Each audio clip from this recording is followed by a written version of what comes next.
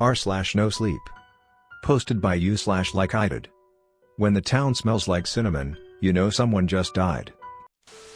I've lived in this town named Tattletoe since the moment I was born. When everything smelled like nutmeg. It's quite a beautiful place. Everyone that lives here is being gifted with anything they could ever wish for. Each family has a big house with enough rooms so that generations can live together if they wish to. They receive a car, although that one is quite unnecessary if you ask me. No one ever leaves anyway, and the town is small enough that a bike would be more than enough. If you want to take a stroll down the town center, you can easily do so by foot. You can watch all the little shops and restaurants. Each and every place is an individual masterpiece run by important members of the community. There is a flower shop growing the most peculiar plants with the brightest colors. There is a store making boots that will make you want to start dancing and never stop. There is a jewelry store with diamonds you have never seen before. However, the most important place, the one that makes our town what it is Mrs. Holly's wonderful bakery. Mrs. Holly is an old woman with rosy cheeks and purple dresses. She likes to sing as she bakes the most delicious pastries, bread, and biscuits. Stepping foot into that wonderful bakery will never want to make you leave again.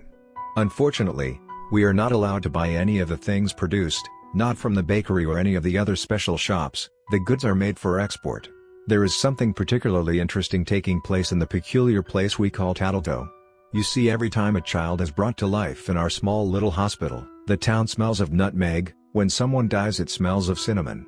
That's because as soon as the news reaches the lovely Mrs. Holly, she will start baking a batch of pastry, making sure everyone in town can smell that we gained or lost a member.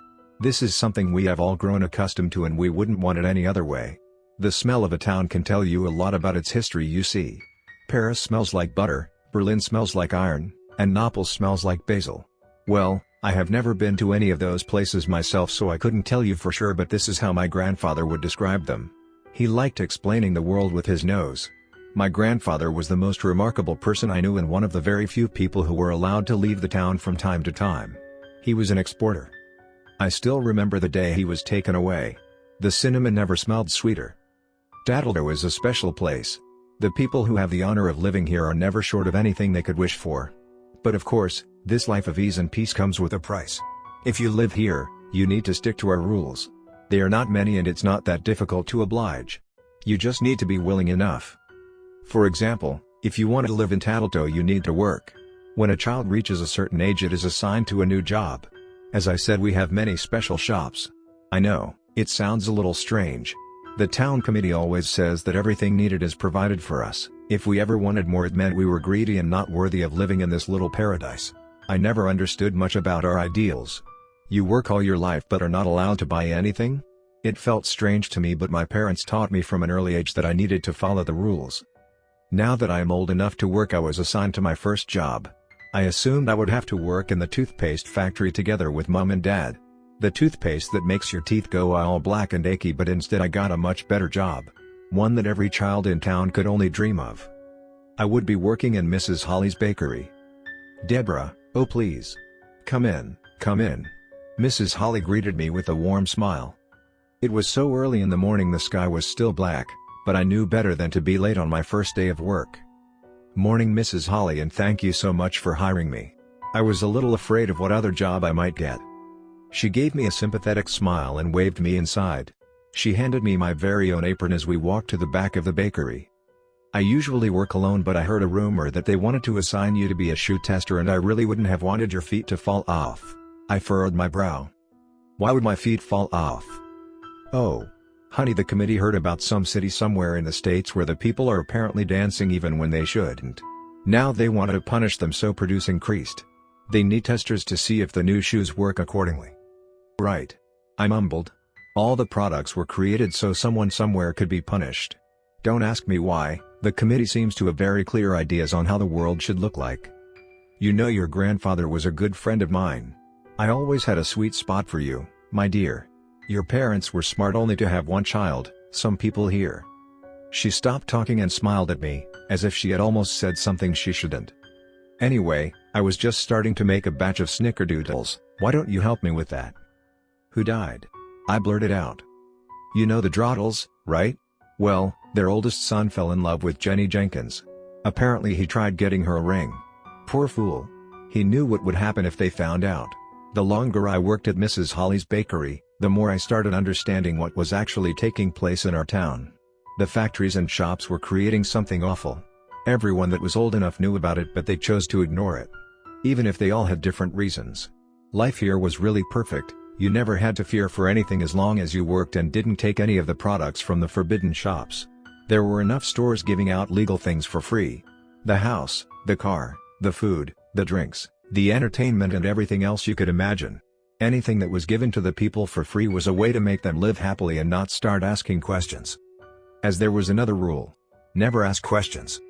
What did my grandpa do? I know I wasn't allowed to ask. Mrs. Holly could hit me, hurt me, make them burn me, but somehow I couldn't keep myself from blurting out those words. I kept asking myself this question each time I smelled cinnamon. Besides, Mrs. Holly and I had grown closer. I felt like I could trust her. When I said those words, her eyes opened wide with terror. "Child, are you insane? Don't you know that? I'm not supposed to ask questions." "I know. But you know, the other day they took Timmy, my neighbor. He was such a kind and sweet person. They assigned him to the crematory and he said no. So they threw him in. I don't know what befell me. Maybe it was the fact that I was getting older, or maybe the bakery made me feel dumb and brave. Timmy wasn't the only one they took. Just the one that hurt me the most. He was a kind boy." Mrs. Holly sighed. "Your grandfather didn't do his job. He was supposed to travel and sell, but instead he destroyed the products. He still got the money in different ways, but the committee found out that he was tricking them. This is all I will say, and don't ever ask or question anything again." She got the wooden rolling pin from the desk. I saw the pain in her eyes as she held it up and hit my arm with all her strength. They probably heard what I asked, and they'd know if she didn't do it properly. I knew she didn't want to hurt me, but it was my own fault for asking questions. The broken hand was worth the information she gave me. Besides, my punishment could have been much worse. I thought I understood Tattletoe, but simple answers can never answer complicated questions. I understand that now. For a long time, I thought it were the smells. The nutmeg would make you happy, the cinnamon would teach you to fear.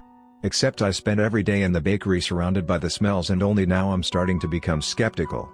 I'm starting to doubt and to understand. And nutmeg doesn't make anyone happy. Too much of it can even become poisonous. There was a time where I was afraid of Mrs. Holly and the smell of cinnamon.